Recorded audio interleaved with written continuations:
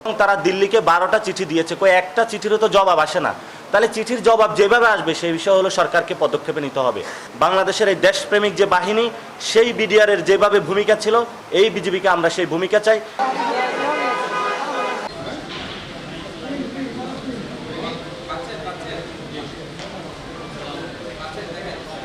তারা দিল্লিকে 12টা চিঠি দিয়েছে, কই একটা চিঠিরও তো জবাব আসে না। তাহলে চিঠির জবাব যেভাবে আসবে সেই বিষয় হলো সরকারকে পদক্ষেপে নিতে হবে।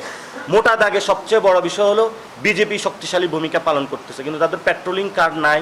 সেখানে আমি গিয়ে দিয়েছি, তারা মশার কামড় খায়, মাছির কামড় খায়, তাদের ওই অব্যবস্থাপনার মধ্যে তারা রয়েছে। অল্প কয়টা টাকা তারা স্যালারি পায়।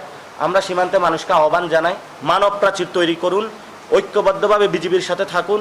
পুরো বাংলাদেশ আপনাদের সাথে আছে, আপনারা সাহস করে দাঁড়ান। বাংলাদেশের এই দেশপ্রেমিক যে বাহিনী, সেই বিডিআর এর যেভাবে ভূমিকা ছিল, এই বিজেপিকে আমরা সেই ভূমিকা চাই। ইনশাল্লাহ আমাদের সার্বভৌমত্ব, আমরা 18 কোটি মানুষ আছে, আমাদের রক্ত আছে, আমাদের স্পৃহা আছে, আমরা রক্ষা করতে পারবো 71-এর মতন ইনশাআল্লাহ।